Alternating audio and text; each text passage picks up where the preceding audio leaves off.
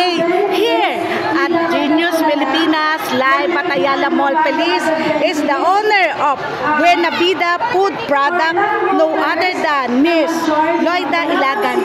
Yes, ma'am. Ano po yung mga creative product nyo? Kaya isa kayong certified Genius Filipino. Ito po. Ito yung aking benta ngayon, yung sinantulan. Pero ang pinakauna namin product is itong chili garlic. Ito talaga yung una namin product mula 2013. Anak ko yung nag-invento nito. Kasi nung college siya, kulang sa matrikula, kulang sa pang-tuition, naka-invento siya na magbenta nito chili garlic. Naka-survive. Oo, naka-survive siya sa pagbebenta ng chili garlic. Ngayon na isa ng certified business. Yes. Ano pa po yung mga product nyo? Dahil nakita ko, ang dami yung mga award. Sa ngayon ito, ako naman sumali sa Philippine Hot Sauce Club. So nanalo naman. Ito mga product ko na ito ganito. Ayan. Tapos ano pa po yung mga ibang product nyo?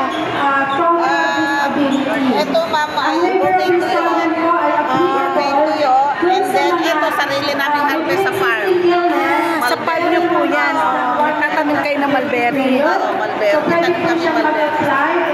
Ginagawa kong jam. Ano pa po yung mga iba nyong product? Kasi maraming nakalagay doon na product nyo. Marami naman din ito.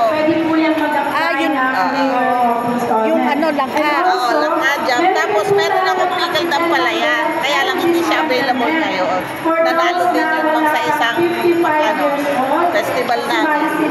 Ayan yung award yan. Nandyan yung ampalaya. Ito yung mga award nyo. Nandyan yung mga ibang award. Sobrang sobrang dami yung mga award. Ito ma'am, ito may award din ito sa Philippine Hot Sauce Club. Sukat to ba? Sariling harvest namin. Kumaga lahat po sa inyong farm namin. Ang hindi lamang is itong tuyo. Itong gourmet tuyo. Ang hindi nanggaling sa amin. Ano po ito? Bakit parang ang cute naman nung pagka-creative ng packaging nyo dito sa dalawa? Ito kasi, ang ginamit kong sili is spring botanic. One of the, honest chili. Kaya yung parang, talaga, parang, kumaga Kaya parang, nilagay ko siya sa ganito, talagang sobrang alcohol siya. extreme spice. Extreme. Napaka-extreme ng pagka-hangin niya. Yan. Bukod po sa mga product nyo na yan, may panawagan po ba kayo sa government dati, especially sa DTI? Kaya ako sumasali sa mga ganito, gusto kong baka ng tulong from the OST or DTI na matulungan ako for additional puhunan para mapalawak ko pa yung aking negosyo. Sige po, tulungan po natin kayo, natin napakinggan. One of the genius Filipino entrepreneur, no other than Miss Loida Ilagan of Buena Vida Food Products. Ayan nga ma'am, yun pala, kaya naging Bakit Buena Vida? Ang pangalan ng father ko is Buena Ventura. Ang inay ko, Levita.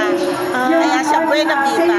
So yung inspiration po ng pangalan na yan ay sa inyong parents? Yes, ma'am. Yan, okay. Thank you po. Thank you so much. Punta po kayo sa page namin para makita niyo po yung mga plan tags